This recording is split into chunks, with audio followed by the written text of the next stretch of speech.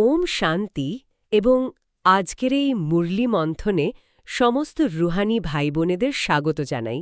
আজ ৯/৪/২০২৬ তারিখের প্রাতঃ মুরলি নিয়ে আমরা যে আলোচনাটা করতে যাচ্ছি, এটা একটা অদ্ভুত রুহানি যাত্রা হতে চলেছে। একদম। আজকের মুরলির মূল মিশনটাই ভীষণ ইন্টারেস্টিং। হ্যাঁ, কিভাবে আমরা অন্ধকার থেকে আলোর জগতে প্রবেশ করতে পারি, আর শুধু নিজেরাই ঈশ্বরীয় জ্ঞান লাভ করা নয়, অন্যদেরও সেই আলোয় কিভাবে নিয়ে আসা যায়, সেটাই আজকের ফোকাস। কিন্তু একটা কথা ভেবে দেখলে খুব অবাক হতে হয়, তাই না?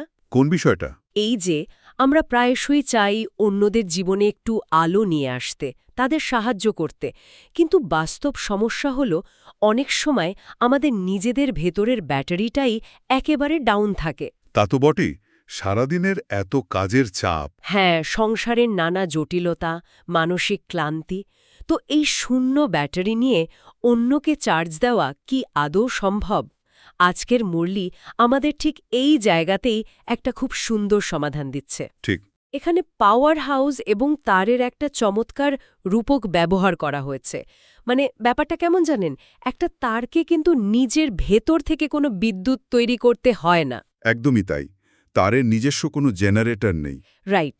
তার কাজ শুধু মূল পাওয়ার হাউসের সাথে, শিব বাবার সাথে নিজেকে ঠিকঠাক যুক্ত রাখা, যাতে আলো নিজে থেকেই প্রবাহিত হয়। এই তারের রূপকটা কিন্তু আমাদের একটা বিশাল মানসিক চাপ কমিয়ে দেয়। কারণ ধরুন, মানুষ সাধারণত মনে করে যে আধ্যাত্মিক শক্তি অর্জন করা বা পজিটিভ হওয়া নিজেকে ভীষণ কষ্ট করে জোর করে ভালো রাখার একটা চেষ্টা। একটা কন্টিনিউয়াস স্ট্রাগল আর কি। হ্যাঁ, কিন্তু যখন কেউ নিজেকে কেবল একটি তার বা কন্ডাক্টর হিসেবে ভাবতে শেখে, তখন আর ওই নিজে থেকে কিছু তৈরি করার তাগিদ থাকে না, শুধু কানেকশনের উপর ফোকাস করলেই হয়। ঠিক।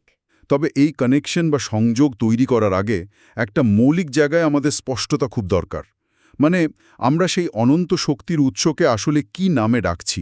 হ্যাঁ, নানার সম্পর্ক এই দুটোর উপরই তো আমাদের প্রাপ্তি নির্ভর করে। ঠিক আছে, চলুন বিষয়টা একটু খুলে দেখা যাক। নিশ্চয়ই। ভগবানকে যখন মানুষ ঈশ্বর, প্রভু বা গড বলে ডাকে, তখন একটা গভীর ভক্তি তো থাকেই, কিন্তু একই সাথে এক ধরনের দূরত্ব আর ভয়ের সৃষ্টি হয়। একদম। মনে হয় যেন তিনি আকাশের ওপারে বসে থাকা কোনো এক সুবিশাল শাসক। ঠিক তাই, ধরাছোঁয়ার অনেক বাইরে। কিন্তু যখনই আমরা বাবা শব্দটি উচ্চারণ করি, তখন পুরো সমীকরণটাই যেন বদলে যায়। বাবা বললেই একটা অদ্ভুত আপনত্ব আর ভালোবাসার অনুভূতি আসে। হ্যাঁ, কারণ পিতা মানেই তো ঘরের মানুষ। ঠিক বলেছেন।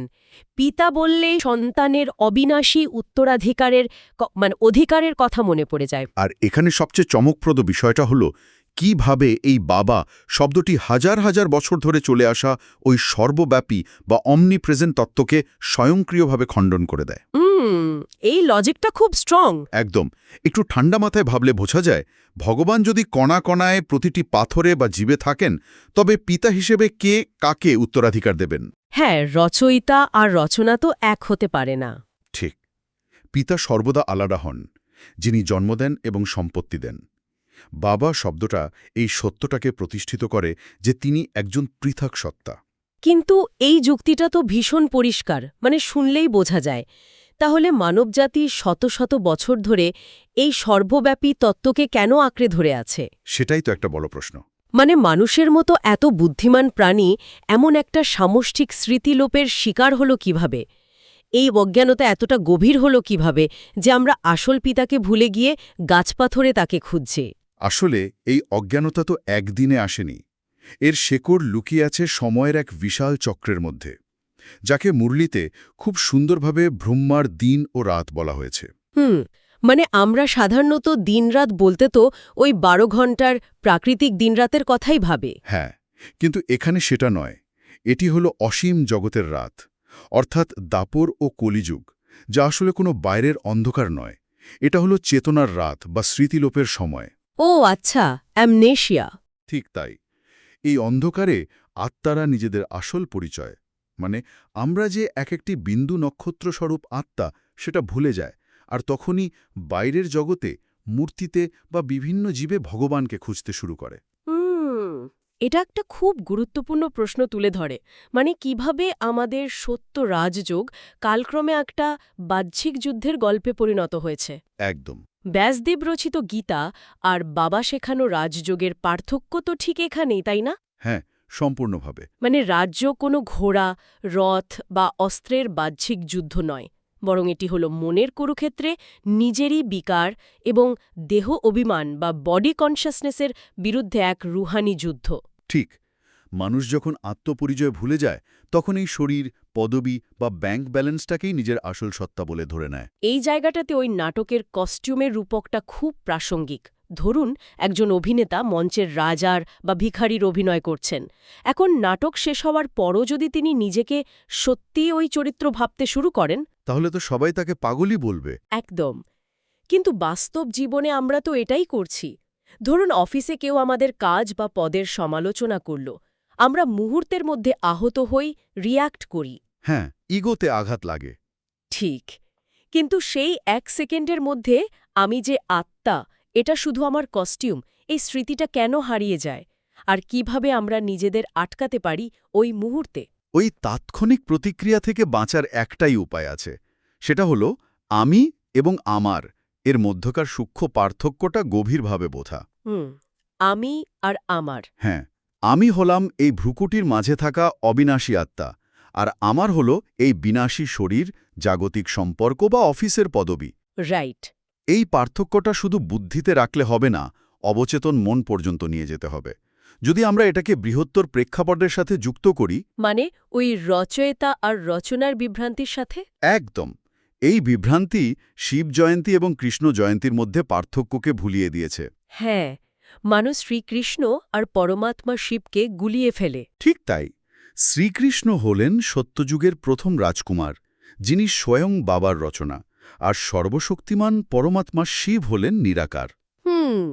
তার কোনো স্থূল শরীর নেই, তাই তিনি প্রজাপিতা ব্রহ্মার সাধারণ শরীরে প্রবেশ করে জ্ঞান দেন।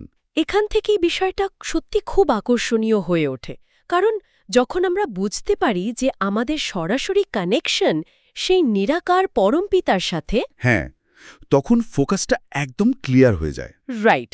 কিন্তু একটা প্রশ্ন জাগে, সেই অনন্ত উৎসের সাথে সংযোগের প্রথম এবং তাৎক্ষণিক অনুভূতিটা আসলে কেমন হয়? স্পার্কটা কি? সেই স্পার্ক বা সরাসরি সংযোগের প্রথম অনুভূতিই হল শান্তি। শান্তি? হ্যাঁ, কিন্তু এই শান্তি বাইরে থেকে ধার করা কোনো বস্তু নয়। এটি আত্মার একেবারে নিজস্ব স্বভাব।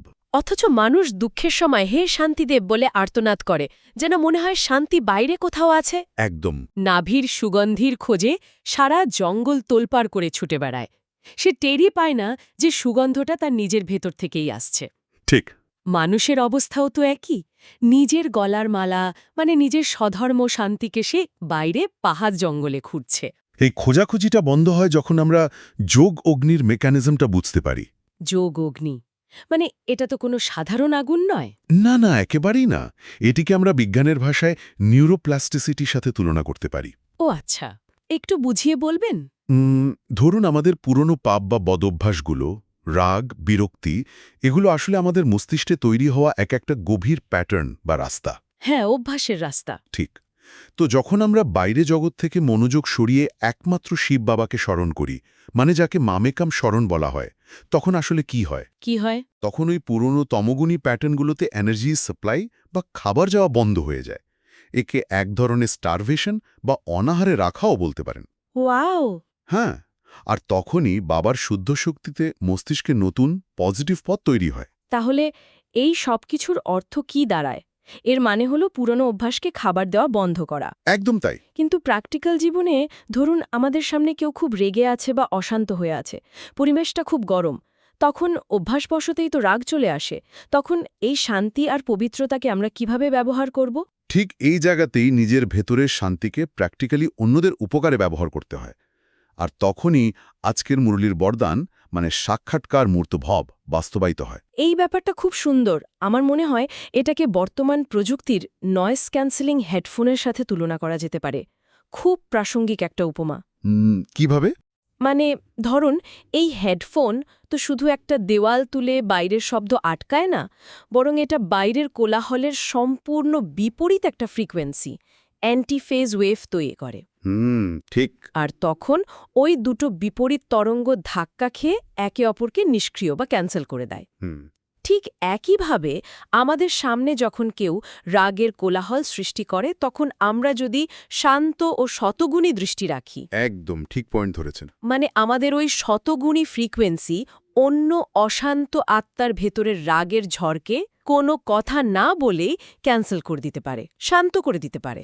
আর এটি আজকের মুরলির স্লোগানের সাথে একেবারে হুবহু মিলে যায়। স্লোগানে বলা হয়েছে পবিত্রতার প্র্যাকটিক্যাল স্বরূপ হল সত্যতা, অর্থাৎ দিব্যতা। দিব্যতা। হ্যাঁ, আর এই দিব্যতা ধারণ করতে হলে অব্যক্ত ইশারায় বলা দুটি গুণের প্রয়োজন, নম্রতা এবং মধুরতা। একটা খুব সুন্দর কথা আছে না, ঝোঁকা অর্থাৎ ঝোঁকানো। হ্যাঁ হ্যাঁ। দুনিয়ার দৃষ্টিতে মাথা নিচু করাকে অনেকেই দুর্বলতা বলে, মানে ভাবে যে হেরে গেল, কিন্তু রুহানিয়াতের জগতে এটি হল ফলের ভারে অবনত একটি গাছের মতো। খুব সুন্দর একটা কথা। অহংকার শূন্য হয়ে অন্যের সামনে নম্র হলে তা কিন্তু সামনের মানুষের অহংকারকেও ডিসাম বা নিরস্ত্র করে দেয়। একদম একমত। মানে তর্ক করে বা যুক্তি দিয়ে সাময়িকভাবে কাউকে চুপ করানো যায় ঠিকই, কিন্তু অধিকার খাটিয়ে হৃদয় জয় করা যায় না। নম্রতা দিয়ে হৃদয় জয় করাই হল সবচেয়ে বড় রুহানি সেবা। ঠিক তাই। আমরা সত্যিই আজকের এই আলোচনায় অনেকগুলো সুন্দর বিষয়ে ছুঁয়ে গেলাম, মানে ওই অসীম জগতের রাত থেকে শুরু করে কস্তুরী মৃগ, নিউরোপ্লাস্টিসিটি আর নয়েজ ক্যান্সেলিংয়ের উপমা। হ্যাঁ, ভীষণ প্র্যাকটিক্যাল কিছু পয়েন্ট উঠে এলো। তবে শেষ করার আগে পুরো মুরলী মন্থনের সারমর্ম টেনে সবার জন্য একটা গভীর ভাবনার বিষয়ে ছেড়ে দেওয়া যাক। একদম, এটা খুব জরুরি। আজ আমরা জানলাম যে ঝোঁকা মানে হেরে যাওয়া বা দুর্বলতা নয়, বরং ফলের ভারে সমৃদ্ধ হওয়া। তাহলে আজ আমরা নিজেদের জীবনের দিকে একটু তাকাই। আমাদের পরিবারে বা কর্মক্ষেত্রে এমন কোন সম্পর্কটি আছে যেখানে আমাদের সূক্ষ্ম অহংকার আমাদের মাথা নোয়াতে দিচ্ছে না? সবার জীবনেই এমন কিছু সম্পর্ক থাকে। ঠিক। তো আজ কি আমরা শুধুমাত্র আমাদের মধুরতা এবং নম্রতা দিয়ে সেই সম্পর্কটি এবং সেই আত্মার হৃদয়টি জয় করার চেষ্টা করতে পারি, কোনো তর্ক না করে? এটিই হবে আমাদের সত্যিকারের ঈশ্বরীয় সেবা। এই চিন্তার সাথেই আজকের মতো শেষ করছি। ওম শান্তি।